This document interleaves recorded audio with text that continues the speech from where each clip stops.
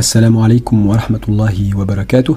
Ceci est donc la traduction vocale du 12e cours de la série de l'explication des sagesses d'Ibn Ata'illah al-Sakandari par Cheikh al-Bouti rahimahullah. Dans ce cours, Cheikh al-Bouti va aborder un sujet crucial pour l'ensemble des musulmans. Il s'agit de l'invocation, ad-du'a, et de la réponse d'Allah à l'invocation. Et ce développement va bien sûr s'inscrire dans le cadre de l'explication de la 6e sagesse d'Ibn Ata'illah al-Sakandari, sagesse qui avait été présentée au cours précédent. Sans plus attendre, je vous laisse donc découvrir le cours numéro 12.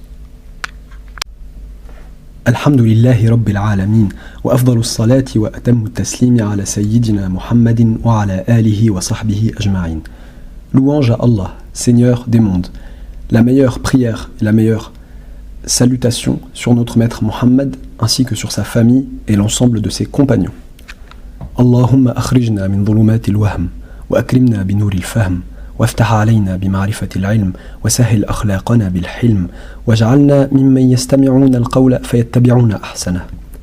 Ô Allah, sors-nous de l'obscurité de l'illusion, ennoblis-nous par la lumière de la compréhension, ouvre à nous la guidée par la connaissance de la science, adoucis nos mœurs par l'indulgence et la patience, et permets-nous d'être de ceux qui, entendant les paroles, suivent les meilleurs.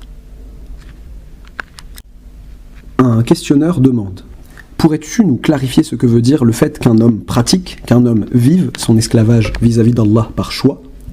Je pense que ce propos est clair. Je suis un esclave d'Allah par nature, par création, par contrainte. C'est-à-dire que moi, je suis faible, je ne possède rien de ma propre affaire. Je suis ordonné, je suis assujetti au pouvoir, à la décision d'Allah, pureté et toute puissance à lui. Je passe de l'enfance à l'adolescence, puis à l'âge mûr, puis à la vieillesse. Est-ce que je peux changer cette organisation? Puis la mort me reçoit. Est-ce que je peux lui échapper? Je suis sujet à des maladies. Est-ce que je peux éviter cela? Je suis soumis à des lois naturelles qui se rapportent à ma nourriture, à ma boisson, à mon sommeil, à mon réveil. Je suis ordonné comme cela. Cela m'est imposé. J'y suis assujetti. Donc moi, je suis esclave par une réalité de contrainte. Il faut que mon comportement aussi soit en harmonie avec cette réalité de contrainte et qu'il y soit conforme. Moi, par cette réalité contraignante, je suis l'esclave de ce Dieu qui m'a créé. Je ne dois donc pas me rebeller contre lui. Il m'ordonne, j'obéis. Il m'interdit quelque chose, je me l'interdis. Il me conseille, je prends son conseil. Oui, c'est cela le sens de notre propos disant: je suis l'esclave d'Allah par une réalité de contrainte et il faut donc aussi que je sois son esclave par mon comportement qui est mon choix. J'exécute ses ordres. Une fois, j'avais évoqué un exemple. J'avais dit: moi, je suis un nain. Un nain. Le nain, on sait ce que c'est. Par ma création, Allah a fait de moi un nain. Lorsque je m'habille, est-ce que je mets les habits des géants ou est-ce que je mets les habits des nains? Je mets les habits des nains. Mon comportement doit être en harmonie, en accord avec ma réalité. Donc toi, jette un œil sur toi-même. Tu es libre? Rebelle-toi donc contre Allah comme tu le veux. Non? Tu es plutôt en la possession d'Allah le Tout-Puissant. Que ton comportement soit donc en accord, en harmonie avec cela. Oui. Un autre questionneur dit: est-ce que l'établissement de stratégies futures, la tentative de s'imaginer les éventualités, le fait de construire dessus, et à partir de cela le fait de prendre les précautions, les dispositions nécessaires, est-ce que tout cela est considéré comme une interaction avec les causes, al-asbab, ou comme de la planification, at-tadbir? Ou est-ce un mélange des deux? Et y a-t-il en cela une différence entre l'individu et le groupe? Mon frère demandeur, si tu avais fait attention à ce que j'ai dit la semaine dernière, tu connaîtrais la réponse. J'ai dit que la planification prenait place où? Dans le cœur et dans l'intention. Pratiquer les causes, c'est l'action. Pratique les causes par ta manière d'agir. Prends tes précautions, tes dispositions, sors au marché, établis des stratégies, exécute-les. Tout cela, je ne dis même pas que c'est permis, je dis que c'est demandé. Qu'est-ce que la planification, at-tadbir? La planification est le fait que tu crois que parce que tu as fait, c'est toi qui t'es garanti la réussite, que c'est toi qui te serais garanti le bonheur, et que si tu n'avais pas fait cela, tes espoirs ne se seraient pas réalisés. Cette croyance s'appelle at-tadbir, planification, et c'est cela qui est interdit. Ne te planifie aucune affaire. Nous sommes plus prioritaires que toi sur toi-même. Petite note de traduction, nous ici, bien sûr, c'est Allah subhanahu wa ta'ala. Donc, la planification n'est pas un comportement extérieur. La planification est le fait que lorsque l'homme pratique les causes, qui sont un devoir dans la plupart des cas, il pense être lui-même celui qui a produit les fruits des causes qu'il a pratiquées, et que c'est lui qui s'est fait parvenir à leurs résultats. Qu'Allah nous en garde, cette croyance est dangereuse. Donc, la pratique des causes est demandée. La planification, c'est de croire que c'est toi qui planifies pour toi-même ta propre affaire. Une autre question qui, il est vrai, n'a pas de rapport avec le cours, mais qui fait partie de ce qui peut venir à l'esprit de tout le monde. Cette question dit « Nous devons faire la prière de l'istisqa, la prière de la demande de la pluie, dans cette mosquée. Mon frère, veux-tu que nous inventions une prière de demande de la pluie autre que celle que nous a donnée la législation d'Allah et que nous a apprise le messager d'Allah, sallallahu alayhi wa sallam, ou veux-tu que nous prenions pour exemple le messager d'Allah dans ce qu'il nous a appris ?» Tu vas certainement dire « Oui, nous voulons prendre exemple sur le messager d'Allah. » La prière de l'istisqa, que le messager d'Allah sallallahu alayhi wa sallam nous a apprise, est la suivante. Que le gérant des affaires des musulmans, que le chef des musulmans, appelle tous les gens, rassemblés à l'endroit où la pluie ne tombe plus, à tous se repentir d'abord, à rendre les biens injustement pris à ceux à qui ils reviennent de droit, ça c'est une chose. Deuxièmement, à jeûner 4 jours, et à sortir le 4e jour, alors qu'ils jeûnent, dans un endroit vaste, assez large pour contenir tout le monde, les hommes, les femmes, les personnes âgées et les enfants, et qu'ils conduisent avec eux leur bétail, leur monture aussi. Un endroit vaste, vaste. Et là-bas, on établit la prière de l'istisqa, après ce préambule. Aujourd'hui, wallahi, la prière de l'istisqa a été établie dans telle mosquée. Elle a aussi été établie dans telle autre mosquée. Ça, c'est l'invention. Ça, c'est l'innovation d'une chose différente de ce que nous a appris le messager d'Allah, sallallahu alayhi wa sallam. Maintenant, ces frères qui ont voulu prier la prière de l'istisqa, cela, peut-être qu'Allah nous donnera par leur cause. Il se peut qu'ils rivalisent de bien, que chacun d'entre eux soit meilleur que l'autre. Le problème de l'arrêt de la pluie ne se trouve pas dans cette assemblée que nous voyons devant nous. Le problème est chez d'autres gens, outranciers envers eux-mêmes, qui ne se sont pas encore réveillés de leur hibernation. Le persistant dans l'injustice persiste dans l'injustice. Le persistant dans la prise d'argent haram persiste dans la prise d'argent haram. Le persistant dans les péchés, quelle que soit leur forme et leur couleur, persiste dans les péchés. Et celui qui, lorsqu'on lui rappelle Allah, se moque, et ainsi de suite, ceux-là sont ceux à qui il est demandé de délaisser ce qu'ils font et de revenir à Allah. Et de retrouver leurs frères en invocation et en pleurs, en implorant, après le repentir vis-à-vis d'Allah. Lorsque tout ceci se réalisera, regarde comment Allah le Tout-Puissant répondra, et comment il dira à ses esclaves que vous soyez exaucés, et comment les pluies tomberont du ciel. Mais dans les faits, ils ont prié la prière de l'istisqa dans telle mosquée, telle autre mosquée. Est-ce cela la sunna? Non, pas du tout. Mon père, qu'Allah lui accorde sa miséricorde, dans des temps comme celui-ci, même si en réalité de tels temps ne se sont pas produits du tout. Je ne me rappelle pas de toute ma vie avoir vu l'été poursuivre l'hiver jusque dans ses profondeurs les plus recluses, comme cette année-ci. Pas du tout. Lorsque des crises du coup moins graves que celle-ci se produisaient, et que des gens disaient « prions la prière de l'istisqa à la mosquée », mon père se soulevait alors de colère. Et il disait « est-ce cela le problème ? Où est la sortie vers la périphérie de la contrée ? Où est le fait de sortir les montures et le bétail ? Où est le regroupement dans un seul endroit de toutes les factions, de tous les groupes, à tous les niveaux, de toutes les couches sociales ?» Et il ne répondait pas à cet appel de faire la prière de l'istisqa dans les mosquées, d'une manière ou d'une autre, parce que la prière de l'istisqa ne se fait pas ainsi. Et maintenant, nous commençons notre nouveau cours. Oui, ce cours est le cours numéro 12. Ibn Ata'illah, qu'Allah lui accorde sa miséricorde, dit « La yakun ta'akhuru amadil ata ma'al ilhahi fi du'a mujiban liya'sik, fahuwa dhamina laka al-ijabah fima yakhtaruhu lak, la fima takhtaruhu li nafsik, wa fi al-waqti alladhi yurid, la fi al-waqti alladhi turid. » Que la longue attente avant le don, malgré ton insistance dans l'invocation, ne te mène pas au désespoir. En effet, il t'a garanti la réponse dans ce qu'il choisit pour toi et non pas dans ce que tu choisis pour toi-même. Et au moment qu'il veut lui, pas au moment que tu veux toi. Que la longue attente avant le don, malgré ton insistance dans l'invocation, ne te mène pas au désespoir. Cette réalité est fréquente et très répandue. Un homme invoque et insiste dans l'invocation, puis il attend que son invocation soit exaucée. Les jours passent, et peut-être même les semaines, sans que son invocation ne soit exaucée. Il dit alors « J'ai invoqué, et je n'ai pas été exaucé ». Et il tombe dans le désespoir. Ce positionnement est un positionnement faux. C'est même un positionnement dangereux, contre lequel Ibn Ata'illah, qu'Allah le Très-Haut lui accorde sa miséricorde, met en garde. Il dit que la longue attente avant le don, malgré ton insistance dans l'invocation, ne te mène pas au désespoir. La yakun ta'akhuru amadil ata ma'al ilhahi fi du'a mujiban liya'sik. Puis il en évoque la cause. Et nous expliquons cette parole. En premier lieu, et avant tout, il faut que tu saches ce qu'est le dua, l'invocation. En effet, je demande beaucoup, et je peux confondre mes demandes en tout genre avec dua, l'invocation, à laquelle Allah, pureté et toute puissance à lui, s'est promis de répondre. Pour que la demande soit appelée dua, invocation, pour qu'elle soit appelée invocation, elle doit se plier à deux conditions fondamentales.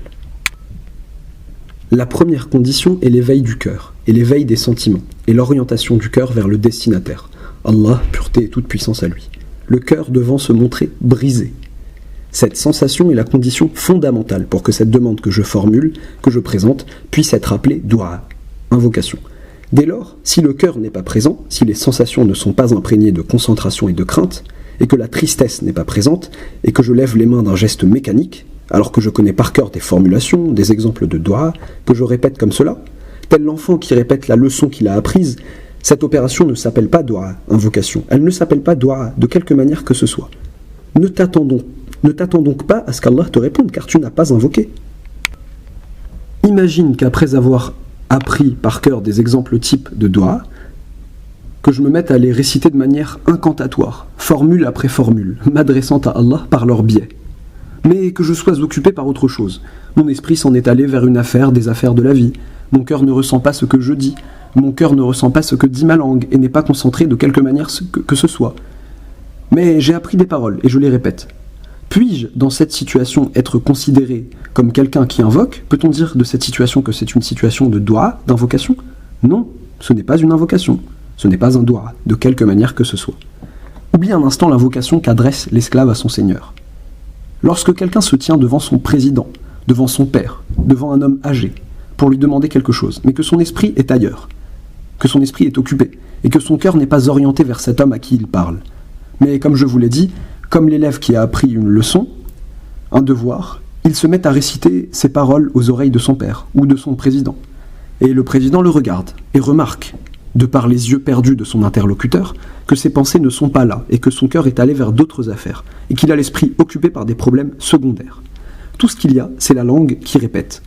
Est-ce que ce président, ce responsable, va répondre favorablement à cette demande? Il le néglige, parce qu'à la base, cet homme n'a pas demandé. S'il avait demandé, sa demande aurait été dirigée par son cœur. Elle aurait été dirigée par ses sentiments. Quand ce président, ou ce père, ou cet homme âgé voit ça, va-t-il répondre favorablement? Quand ce président, ou ce père, ou cet homme âgé répond-il favorablement? Lorsqu'il voit que les sentiments de son interlocuteur précèdent sa langue, et que la brisure de cet homme, sa douleur, et sa cohérence avec ses propos précèdent aussi sa langue. À ce moment-là, il est touché. Par contre, si je trouve mon fils devant moi, et qu'il me dit « Pour l'école, j'ai besoin de ceci, et ceci, et ceci, et cela », alors qu'au même moment, il suit du regard les garçons qui jouent dans la rue, et que ses pensées sont ailleurs, avec une nourriture devant lui, là, ou là-bas. Lui, je ne peux pas lui répondre favorablement, parce que ceci est un manque de respect, de politesse, et qu'ensuite il n'a rien demandé, n'est-ce pas? Reviens donc maintenant à la position de l'esclave vis-à-vis du Seigneur. Lorsque j'ouvre les paumes de mes mains, en ayant appris une invocation, que m'auraient enseigné des cheikhs par exemple, que je dis Allahumma, oh Allah, ceci, cela, et que je récite ainsi. Je lis pour ensuite finir avec Alhamdulillahi Rabbil Alamin, louange à Allah, Seigneur des mondes.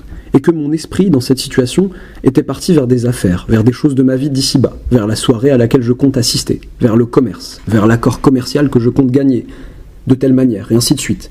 Qui a dit que cela était un dua, une invocation? Cela n'est pas une invocation. Et ne dis pas donc j'ai invoqué sans réponse, parce que ceci n'est pas un dua. Voilà la première condition. La seconde condition est le fait de te repentir des désobéissances qui sont entre toi et Allah. C'est la seconde condition pour que cette demande soit appelée dua. Imaginez donc les frères, et là aussi nous délaissons un instant le dua qu'adresse l'esclave au Seigneur, imaginez quelqu'un qui a un problème avec son président, ou avec une quelconque personne qui a une position importante dans l'État. Mais cet homme-là, il y a entre lui et ce grand homme, ou cette personne à la position importante, un problème. Un beau jour, il lui a manqué de respect. Que doit-il faire avant d'aller lui exposer sa demande? Que doit-il faire avant tout? Il doit aller régler le problème qu'il y a entre eux. Il va le voir et avant tout il lui dit « Ô un tel, moi un jour je t'ai manqué de respect, et j'ai fait ceci, et j'ai dit cela. En réalité j'ai fauté, et je le regrette, et je suis venu aujourd'hui présenter mes excuses.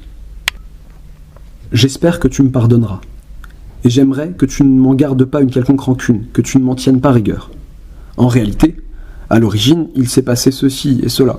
Il lui dit les paroles qui font que les sentiments de la personne importante à qui il s'adresse reviennent à leur état normal.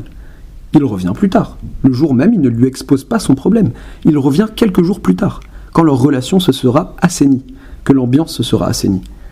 Il frappe alors à sa porte et il lui dit « S'il te plaît, j'ai besoin de toi pour ceci et cela, n'est-ce pas ?» Et ça, c'est l'habitude de la créature avec la créature. Que dirais-tu alors d'un humain qui a commis à l'égard d'Allah péché sur péché et qui a désobéi à Allah le Tout-Puissant ? Allah lui a ordonné et il lui a désobéi. Il ne s'est pas plié à l'ordre. Ce qu'Allah lui a interdit, il ne se l'est pas interdit. Il lui arrive alors un problème. Il dit « Je vais invoquer Allah pour qu'il me réponde, pour qu'il m'exauce. » Comment t'imagines-tu qu'Allah va t'exaucer ? Comment t'imagines-tu même que tes paroles puissent être appelées dua alors que tu n'as pas réglé ce qu'il y a entre toi et Allah ? Tu vas vers lui alors que ton être est lourd de tes péchés. Comment ? Tu devrais même avoir honte de te tenir ainsi entre ses mains. Petite note de traduction, entre ses mains, ça veut dire, pour simplifier, devant lui. Voire autour de la traduction numéro 1. Que dois-tu faire ?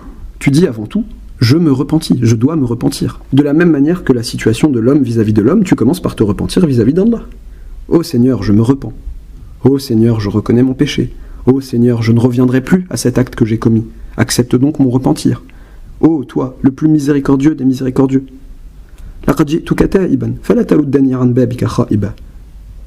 Je suis venu à toi repentant. Ne me fais pas donc revenir de ta porte, bredouille. Le Créateur accepte le repentir. Il accepte le repentir de tous ses esclaves, mais à condition que son esclave soit sincère et qu'il soit résolu, décidé à ne pas recommencer. Il a accepté ton repentir. Maintenant que la relation s'est assainie et que le chemin entre toi et Allah s'est assaini, tu commences ton invocation, ton dua. Cela est donc la seconde condition. Si la première condition n'est pas remplie, ta demande ne s'appelle pas dua.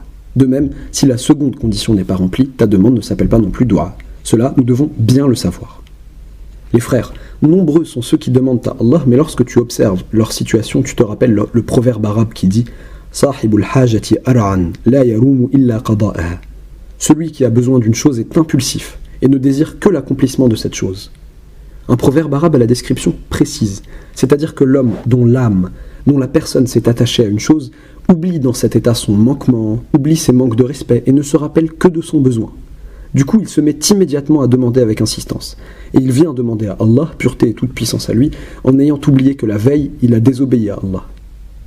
Que la veille, il a tenu tête à Allah par ses actes de désobéissance. Qu'il a injustement mangé les biens d'un tel, qu'il a pris les biens d'un tel autre, et ainsi de suite. Bon, pourquoi ne commences-tu pas par corriger ta situation ? Parce que celui qui a besoin d'une chose a une ru'una, une impulsivité. Le sens de ru'una, c'est l'empressement. Seul son besoin l'intéresse, le mène à agir, mais ses manquements ne le mènent pas à l'action. Il ne voit toujours que son besoin. Ses désirs, il en bave. Et combien de gens m'ont rendu visite à diverses occasions. Ils ont frappé à ma porte, de nuit, à des moments où on n'attend personne. Khair Inch'Allah, un bien Inch'Allah. Il me dit, s'il te plaît, parle-moi d'une forme de dua, d'invocation exaucée. Donne-moi une forme d'invocation qui sera exaucée. Ils m'ont dit qu'il y avait des invocations exaucées. Quel est le dua qui, si j'invoque Allah par lui, sera exaucé ? Et il sort le crayon, et il sort le stylo pour écrire cette invocation. Je le regarde. Il est censé me demander avant cela comment me repentir auprès d'Allah afin qu'il réponde à mon invocation. Moi j'ai fait ceci et cela. Si je l'invoquais dans cette situation, dans cet état, répondrait-il ? Non, il ne me demande pas ça, car son souci, c'est son empressement, qui lui a tout fait oublier, mis à part son problème. Je lui ai dit, pour quelle raison veux-tu invoquer Allah ? Et qu'il te réponde favorablement. Il m'a répondu, j'ai une boutique dans un certain endroit, et je l'ai mise en vente il y a longtemps, mais elle ne se vend pas. Et moi je veux la vendre. Quel chemin emprunter pour qu'Allah me réponde favorablement ? Et en parlant avec lui, en détaillant, en discutant, il en est ressorti que cet homme faisait preuve de manquement à l'égard d'Allah, qu'il ne s'acquittait pas des droits d'Allah, qu'il ne s'acquittait pas de l'aumône légale, la zakat. Mais comme je vous l'ai dit, Sahibul hajati ar'an, celui qui a besoin d'une chose est impétueux, impulsif. La yarumu illa qada'aha, et ne désire que son accomplissement. L'empressement avec un autre homme peut être possible, mais l'empressement avec Allah est une erreur. Une erreur. Donc, il faut 2 conditions pour que ta demande soit appelée dua, invocation. Dès lors, si elles ne sont pas remplies, c'est inutile. Et de là, les frères, nous comprenons l'aspect suivant. Il a été rapporté qu'il viendrait un temps où l'homme invoquerait pour sa propre personne et serait exaucé, et où l'homme invoquerait pour l'ensemble des musulmans sans être exaucé. Savez-vous pourquoi ? Peut-être la réponse est-elle devenue claire.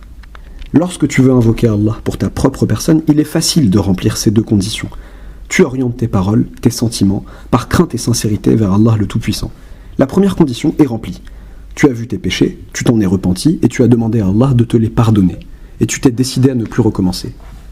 Et tu as aussi regroupé les tiens, c'est-à-dire ta famille, ta femme, tes enfants. Eux aussi, tu leur as ordonné de se repentir et ils l'ont fait. Tu leur as ordonné que leur cœur soit présent et ils ont alors rendu présent leurs sentiments et leurs cœurs se sont ouverts par l'invocation. À ce moment-là, il se peut que tu invoques. Les conditions de l'invocation du doua sont remplies.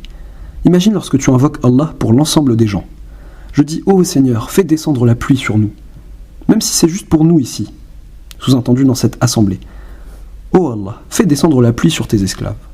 Ô Allah, je te demande de lever cette difficulté qui touche tes esclaves. » Bon mon frère, c'est comme si un ange me disait « Invoque pour toi-même ». Toi, lorsque tu veilles à remplir les conditions de l'invocation du doua en ce qui concerne ta personne, la certitude de la réponse est assurée à ta personne. Mais ceux-là, au nom desquels tu invoques, ont-ils rempli les conditions du doua ? Se sont-ils soumis aux ordres d'Allah après leur rébellion ? Se sont-ils repentis de leurs péchés ? Vont-ils briser et craintifs vers Allah le Tout-Puissant ? Le divagant divague, le perdu se perd, le persistant dans ses péchés persiste, et celui qui fait ce qui entraîne la colère du Seigneur continue de le faire. Et toi tu dis « Ô Seigneur, donne-leur, ô Seigneur ceci, cela ». Vous voyez ? Mais alors quel est le chemin à emprunter ? Le chemin à emprunter, c'est de leur parler à tous. Comme tu parlerais à ta famille, en disant « Ô gens, je veux invoquer Allah pour vous. Assurez-vous donc de remplir les conditions de la réponse favorable afin qu'Allah m'exauce. Repentez-vous, ô gens. Corrigez ce qu'il y a entre vous et votre Seigneur, pureté et toute puissance à lui. Arrêtez ce train de vie luxueux, arrêtez ces péchés. Revenez à Allah, pureté et toute puissance à lui. » Je dis, comme a dit notre maître Nuh, فَقُلْتُ اسْتَغْفِرُوا رَبَّكُمْ إِنَّهُ كَانَ غَفَّارًا يُرْسِلِ السَّمَاءَ عَلَيْكُمْ مِدْرَارًا وَيُمْدِدُكُمْ بِأَمْوَالٍ وَبَنِينَ وَيَجْعَلْ لَكُمْ جَنَّاتٍ وَيَجْعَلْ لَكُمْ أَنْهَارًا. J'ai alors dit, demandez pardon à votre Seigneur, il est certes pardonneur. Il vous enverrait du ciel une pluie abondante, et il vous accorderait profusion de biens et d'enfants, et il vous assignerait des jardins, et il vous assignerait des fleuves. Et ici, nous revenons à notre propos de tout à l'heure. Pourquoi une telle prière de l'istisqa, de demande de la pluie, par une sagesse du même genre, ne peut pas vraiment être appelée prière de la pluie ? Et pourquoi ne peut-on pas espérer après elle une réponse ? Pour cette raison que je vous ai évoquée, il se peut que ce nombre se conseille mutuellement, et qu'alors nous nous repentions. Il se peut que nos cœurs s'adoucissent et se réveillent pour craindre Allah. Tout cela est possible, car maintenant nous sommes cernés. Mais qu'en est-il des autres ? Quelle est la solution ?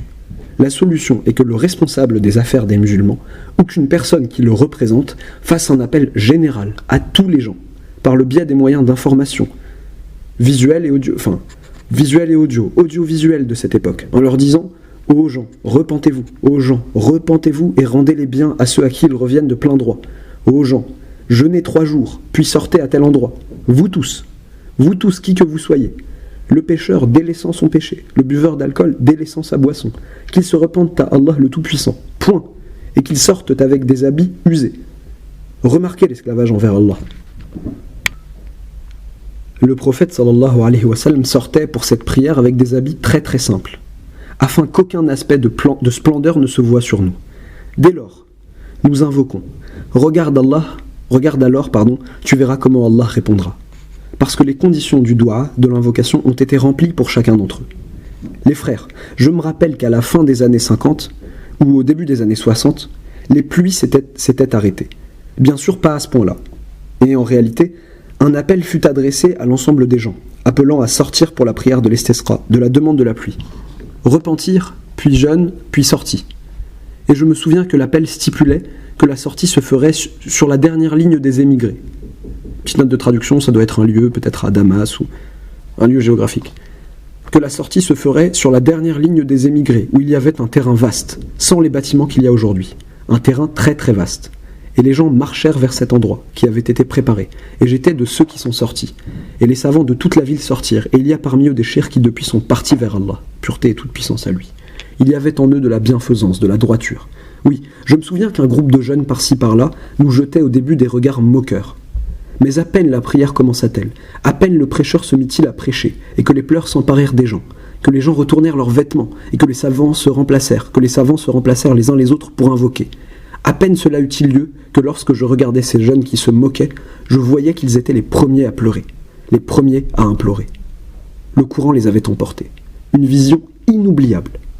Je ne sais pas s'il y a parmi vous des gens qui étaient présents à ce moment-là. Ce jour-là passa, et la blancheur du deuxième jour passa, et à peine le soir tomba-t-il que des pluies tombèrent du ciel sans attendre, sans interruption. Damas fut le témoin de cela à ce moment-là. Mais si ces gens n'avaient pas fait cela, si une partie avait prié dans telle mosquée et qu'une autre avait prié dans telle autre mosquée, ce dont je vous ai parlé se serait appliqué.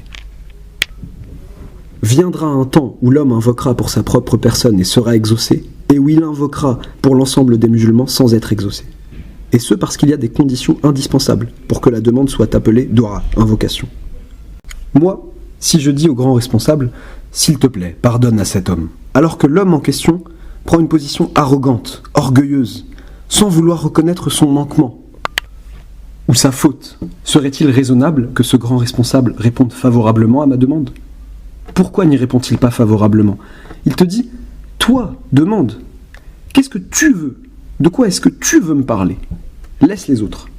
Ceci est très logique, très raisonnable. Après cela, les deux conditions ont été remplies, et le dua, l'invocation dans le vrai sens du terme, a été faite. Ne t'attends pas à ce qu'Allah exauce ta demande à la lettre. Non. Cela n'est pas l'affaire du Rahman, du Rahim, du miséricordieux, qui connaît le secret et ce qu'il y a de plus caché encore. Il te donne ce qui permet de réaliser ton but. Et pour réaliser ton but, il se peut qu'il ne réalise pas ce que tu demandes à la lettre, textuellement. C'est cela le sens d'Ibn Ata'illah, qu'Allah le Très-Haut lui accorde de sa miséricorde. C'est cela le sens que veut dire Ibn Ata'illah. لا يكن تأخر أمد العطاء مع الإلحاح في الدعاء موجبا ليأسك فهو ضمن لك الإجابة فيما يختاره لك لا فيما تختاره لنفسك. Que ta longue attente avant le don, malgré ton insistance dans l'invocation, ne te mène pas au désespoir. En effet, il t'a garanti la réponse dans ce qu'il choisit pour toi et non pas dans ce que tu choisis pour toi-même. Ça, c'est la première chose. Et au moment qu'il veut lui, pas au moment que tu veux toi. Bon, pourquoi ? Moi j'ai demandé quelque chose de bien précis. Le Créateur, pureté et toute puissance à lui, sait-il ce que tu veux dire, oui ou non ? Il le sait. Il sait que tu penses que dans cette chose que tu demandes, il y a un bien pour toi. Mais il sait qu'il n'y a pour toi dans cette chose que tu demandes que du mal. Dès lors, la miséricorde du Créateur, pureté et toute puissance à lui, implique-t-elle qu'il te donne ce que tu as demandé textuellement, à la lettre, ou plutôt qu'il te donne ce que tu voulais dire intérieurement par cette demande ? La miséricorde implique nécessairement qu'il te donne ce à quoi ton âme aspire. Oui, un enfant qui marche avec son père et qui voit un jouet, il demande alors à son père de lui acheter cet objet, auquel ses yeux se sont attachés. Le père regarde et voit que cette chose n'est pas bonne pour l'enfant. Si l'enfant attrapait cet objet, ce dernier lui ferait mal. Cet objet ne lui serait d'aucune utilité, que ce soit comme nourriture ou comme jouet. Mais son œil l'a dupé. Que fait alors son père, étant donné qu'il sait ce que veut son fils ? Il lui dit « Laisse, je m'en occupe ». Et il continue sa route. Et il lui ramène un second objet qui permettra au fils de réaliser son but, au lieu de cette première chose. Et il y a tant d'exemples et d'aspects autour de ce sujet. Le Créateur, pureté et toute puissance à lui, connaît le secret et ce qu'il y a de plus caché encore. Moi, j'ai demandé quelque chose à Allah, pureté et toute puissance à lui, qu'il me fasse don de cette maison, qu'il me l'accorde. Cette maison, je veux qu'elle soit mienne, que je puisse l'acheter ou la louer, etc. Mon âme s'est attachée à cette maison. Au bout d'un certain temps, je constate qu'Allah, pureté et toute puissance à lui, m'a fait un don. Mais il ne m'a pas fait don de cette maison, il m'a fait don d'une autre maison, proche de la première, à un autre endroit. Au début, je dis « Subhanallah, pourquoi Allah ne m'a-t-il pas donné ce que j'avais demandé ?» Au bout d'un certain temps, je constate que la sagesse, toute la sagesse, et que la miséricorde, toute la miséricorde, se trouve dans cette décision qu'Allah a prise pour moi.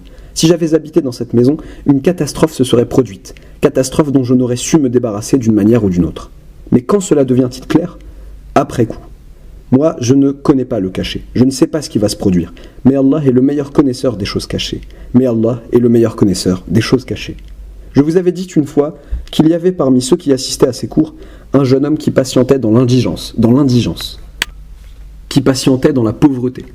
Des occasions de travail venaient à lui, mais c'étaient des occasions non conformes à la législation d'Allah le Tout-Puissant. Il ne pratiquait alors pas ces causes, car Allah l'avait à ce moment-là établi dans l'abstraction. Et je vous ai déjà parlé de lui. On lui proposa une boutique dans une rue des plus célèbres, à Beyrouth.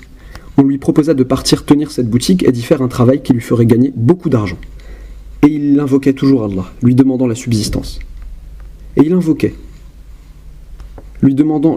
toujours Allah, pureté et toute puissance à lui, lui demandant une issue vers une subsistance licite. En réalité, cet endroit, et moi je pense que son âme s'y était attachée, cet endroit, Allah, pureté et toute puissance à lui, ne le lui avait pas prescrit, ne le lui avait pas assigné. Et peut-être qu'une période passa durant laquelle il ressentit une certaine douleur, une certaine frustration, parce que le Créateur Tout-Puissant ne le lui avait pas prescrit, alors que la boutique lui avait été proposée.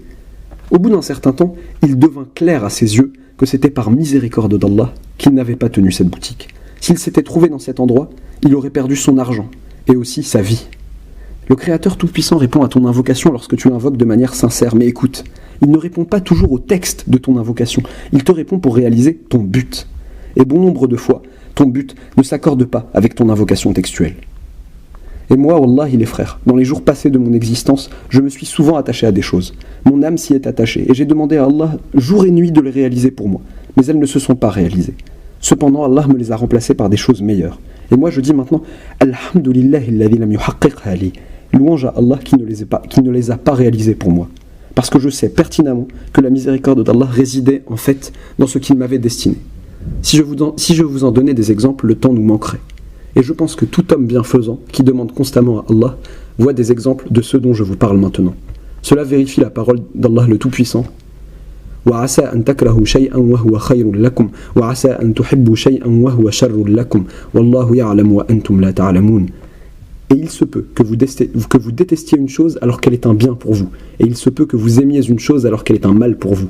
Et Allah sait, et vous ne savez point. Sois donc confiant dans le fait qu'Allah ne t'amènera que ce qui contient un bien et ne te protégera que de ce qui contient un mal, si tu as rempli les deux conditions du doua. Premièrement, le fait de se sentir réduit, brisé, d'avoir le cœur présent. Et deuxièmement, le repentir avant tout, et la sincérité du retour vers Allah, pureté et toute puissance à lui.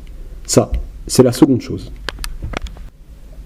L'autre chose qu'Ibn Ata'illah dit, c'est فهو ضمن لك الإجابة فيما يختاره لك لا فيما تختاره لنفسك وفي الوقت الذي يريد لا في الوقت الذي تريد. En effet, il t'a garanti la réponse dans ce qu'il choisit pour toi et non pas dans ce que tu choisis pour toi-même. Et au moment qu'il veut lui, pas au moment que tu veux toi. De même, il ne faut pas que l'impétuosité, l'impulsivité te conduisent à l'empressement. Il a été rapporté dans un hadith authentique que le messager d'Allah, sallallahu alayhi wa sallam, a dit « Inna Allah yastajibu lil abdi ma lam yaqul laqad da'awtu falam yustajab li » Certes, Allah répond à l'esclave, au serviteur, c'est-à-dire quand ce dernier l'invoque, tant qu'il ne dit pas « j'ai invoqué et on ne m'a pas répondu », c'est-à-dire tant qu'il ne témoigne pas de l'empressement. Il dit « ça fait 10 jours que j'invoque et Allah ne m'a pas répondu », ou « ça fait 2 semaines et il ne m'a pas répondu ». Si tu tiens rigueur à Allah pour cela, si tu l'évalues, que tu dresses des comptes à ce sujet, peut-être ne répondra-t-il pas à ton invocation. Pourquoi ? Premièrement, les frères, parce que l'invocation est un but en soi et n'est pas un moyen. Remarquez ce que je dis. C'est-à-dire que l'esclave invoque Allah constamment, il est comme ça. Et son doua ne doit pas être un fait passager, éphémère. C'est-à-dire, un tel a ressenti un besoin, son besoin l'a conduit au doua, à l'invocation. Son besoin est rempli, il délaisse le doua, c'en est fini du doua. Donc le doua serait le moyen de parvenir à une fin. Non, le doua est dans la vie de l'esclave une fin en soi. Ad-doua huwa al-ibada. Le doua est l'adoration, comme le dit le messager d'Allah, sallallahu alayhi wa sallam. Et dans une autre version, ad-doua ou mukhul ibada. Le doua est le cerveau, la moelle de l'adoration. C'est-à-dire, le doua est l'essence de l'adoration. Donc moi, en tant qu'esclave, ma fonction est de toujours tendre mes mains vers Allah, qu'il me réponde ou qu'il ne me réponde pas. Mon affaire est d'invoquer. C'est cela, la taxe de l'esclavage, qui réglemente ma personne, qui est imposée à ma personne. Et le Créateur Tout-Puissant, dans ce sens-là, a fait que l'homme soit, de la tête aux pieds, lié à des besoins divers. Qui que tu sois, tu ne peux pas dire « je n'ai pas besoin d'Allah ». Ton esclavage apparaît dans la multitude de tes besoins, que ce soit des besoins corporels, des besoins liés à ta maison, à ta famille, à tes enfants. L'esclave est toujours dans le besoin. Quand donc sent-on l'odeur de l'esclavage de l'esclave vis-à-vis d'Allah ? Quand cette odeur se répand-elle ? Cette odeur de ton esclavage vis-à-vis d'Allah. Lorsque tu dis toujours « Ô Seigneur, j'ai besoin de toi. Ô Seigneur, j'ai besoin de ta protection. Ô Seigneur, j'ai besoin de ton attention. Ô Seigneur, je suis dans un certain état corporel dont je souffre. Guéris-moi, ô Seigneur. Ô Seigneur, ma situation matérielle est fragile, inquiétante. Ô Seigneur, protège-moi. Ô Seigneur, ma famille. Ô Seigneur, mes enfants. Ô Seigneur, il y a des gens qui me veulent du mal. Protège-moi contre eux, ô Seigneur. Ô Seigneur, renvoie pour moi les manigances des maniganceurs contre eux-mêmes. Bon, à chaque instant, tu as besoin de l'attention d'Allah. Et plus que cela, lorsque tu te rends compte de la majesté d'Allah, de sa grandeur, quand tu marches sur la terre, tu dis « Ô Seigneur, ne fais pas s'effondrer la terre sous mes pieds. » Quand tu regardes le ciel, tu dis « Ô Seigneur, ne fais pas que le ciel jette des pierres sur moi. » Quand tu regardes l'air autour de toi, tu dis « Ô Seigneur, fais en sorte que j'ai une bonne immunité, qui me protège de ces microbes qui se baladent dans l'air. » À chaque instant, tu as besoin de l'attention d'Allah. A'udhu billahi minash shaitanir rajim, bismillahir rahmanir rahim. أأمنتم من في السماء أن يخسف بكم الأرض فإذا هي تمور أم أمنتم من في السماء أن يرسل عليكم حاصبا فستعلمون كيف نذير. Quoi? Êtes-vous à l'abri que celui au ciel vous fasse engloutir par la terre, et voilà que celle-ci tremble? Ou êtes-vous à l'abri que celui au ciel envoie contre vous un ouragan? Puis, vous saurez alors comment est mon avertissement. Dès lors, lorsque tu te rends compte que tu nages dans un fleuve rempli des attentions d'Allah, que fais-tu à chaque instant? Tu lèves les mains du besoin et de la brisure, les mains d'un être réduit vers Allah le Tout-Puissant. Donc ne dis pas « j'ai invoqué 3, 4 fois. Mon frère, il ne m'a pas répondu. J'ai arrêté. » Cela est l'affaire de l'homme avec l'homme. Lorsque l'homme est touché de ce que fait son ami, il se met en colère et coupe les ponts avec lui. Mais toi, où vas-tu aller? Si tu laisses ton Dieu, y a-t-il un deuxième Dieu chez qui tu pourras demander ou trouver quoi que ce soit? Y a-t-il un autre Dieu? Fafirru ilallah, inni lakum minhu nadhirun mubin. Fuyez donc vers Allah, je suis pour vous de sa part un avertisseur manifeste. C'est ce que dit Allah, pureté et toute puissance à lui dans le Coran. Il faut que tu dises par la langue de ton état, petite note de traduction, j'ai laissé ça assez littéral, par la langue de ton état, ça veut dire en fait, pas vraiment par ta langue, mais aussi, enfin, c'est ton état qui parle pour toi en fait, c'est par les actes réellement. Il faut que tu dises par la langue de ton état, ô Seigneur, tu es mon Seigneur et je ne bougerai pas de ta porte. Que tu acceptes ou pas mon invocation, je reste debout devant ta porte. Si tu ne me réponds pas, je lèverai la main de l'indigence vers toi. Et si jamais tu te fâches contre moi, ô Seigneur, je n'ai autre que toi. Je continuerai à t'invoquer, je continuerai à t'invoquer, je continuerai à t'invoquer. C'est ce que dit l'esclave d'Allah, à Allah, pureté et toute puissance à lui. Mon père prononçait un dua au beau milieu de la nuit, après avoir fini de lire le Coran. Il lisait le Coran dans la semaine et achevait sa lecture dans la nuit du jeudi au vendredi. Il finissait le Coran au beau milieu de la nuit et il faisait des duas. Parmi ces duas, il y avait celui-ci. Ô Seigneur, que tu m'acceptes ou que tu ne m'acceptes pas, mon cœur n'est pas fait pour un autre que toi. Que tu m'acceptes ou que tu ne m'acceptes pas, je ne suis fait pour l'amour d'aucun autre que toi. Je ne veux personne d'autre. Je suis ton esclave et je reste à ta porte et sur ton palier. Ça, c'est le propos de tout esclave, le pécheur et le non-pécheur. Lorsque l'homme prend cette position, Allah le Tout-Puissant ne peut pas le décevoir. Mais Allah a une sagesse. Dans un hadith Qudusi, il est dit « Ana 'inda al-munkasirati qulubuhum min ajli » Je suis auprès de ceux dont les cœurs sont brisés pour moi. Tu peux prier Allah 1, 2, 3 jours d'affilée sans que ton dua ne soit un dua mûr, qui remplisse les conditions nécessaires. Lorsque tu fais ton dua en te sentant réduit, le cœur brisé, ton dua a un résultat. Tout au long de ton dua, le Créateur te répond. Pourquoi Allah le Très-Haut répond-il à l'invocation de l'opprimé, de celui qui subit une injustice? Le hadith Qudusi dit Fabi halaft la ansurannaka walau ba'da hin. Je jure donc par moi-même, je te secourrai même si c'est au bout d'un certain temps. Allah parle à l'opprimé en fait. Yarfa'ullahu subhanahu wa ta'ala du'a al-mazlumi 'ala al-ghamam. Allah, pureté et toute puissance à lui, élève le dua de l'opprimé au-dessus des nuages. Oui. Pourquoi? Parce que l'opprimé, celui qui a subi une injustice, lorsqu'il invoque brisé. Les conditions du dua sont alors regroupées en lui. Un homme envers qui on a été injuste et qui est cerné. Il n'a alors trouvé devant lui qu'une seule porte, la porte d'Allah. Il a désespéré d'un tel, de celui-ci, de celui-là. Tous ses espoirs ont disparu, sauf un seul espoir, son espoir en Allah le Tout-Puissant. Comment est alors son état? Tu le vois se jeter sur le palier d'Allah, de toute sa personne, car il sait que c'en est fini pour lui. Tous ses espoirs se sont regroupés, se sont orientés vers un seul, sans second. C'est le Seigneur des mondes, pureté et toute puissance à lui. Le sens du dua s'est réalisé. C'est pour cela qu'Allah dit « Je jure donc par moi-même, je te secourrai ». À qui s'adresse-t-il? À l'opprimé. même si c'est au bout d'un certain temps. Les savants ont dit, même si la personne en question est mécréante. Parce qu'un musulman n'a pas le droit d'opprimer, d'être injuste envers un mécréant.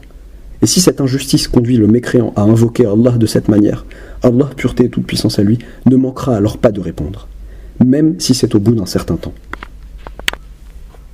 Il se peut que le don tarde, mais il ne faut pas que cela cause le désespoir. Qu'a dit le Créateur Tout-Puissant à notre maître Moïse, Moussa? Ce dernier a invoqué Allah, comme rapporté dans la sourate Al-A'raf, les limbes, pour qu'Allah détruise la tyrannie de Pharaon. Il a invoqué Allah avec son frère Haroun. Ou plutôt, c'est dans sourate Yunus, la sourate Yunus Jonas. Le Créateur Tout-Puissant leur a répondu en ces termes. لقد أجيبت دعوتكما قد أجيبت دعوتكما فاستقيما. Votre invocation a été exaucée. Imposez-vous donc la droiture. Il a dit a été exaucé au passé. Mais quand cela s'est-il réalisé? Des années après cela, des années après leur invocation. Alors qu'Allah le Tout-Puissant leur a dit votre invocation a été exaucée. قد أجيبت دعوتكما. Les frères, le Créateur Tout-Puissant aurait très bien pu donner à toute personne ayant un quelconque besoin ce dont elle a besoin, sans même qu'elle ne le demande. Il aurait très bien pu me donner l'argent qui m'aiderait et la santé qui me ferait vivre une bonne vie. Et il aurait pu me protéger du mal de tous les gens, et m'établir dans un endroit sûr, dans une sécurité totale et absolue, dans une vie profuse, luxueuse. Mais dans cette situation, qu'est-ce qui me pousserait à tendre la paume de l'imploration vers Allah? Rien du tout. C'est-à-dire si j'allais faire un dua, pourquoi le ferais-je puisque tout ce que je demande, tout ce que je voudrais est déjà réalisé? Et si je n'invoque pas Allah le Tout-Puissant, je deviens alors loin de la sphère de l'esclavage vis-à-vis d'Allah, pureté et toute puissance à lui. Et Allah le Tout-Puissant veut de l'esclave qu'il soit, comme nous l'avons dit hier, un esclave par comportement et par choix, comme il a été créé esclave par réalité et par contrainte. Walhamdulillahi Rabbil Alamin.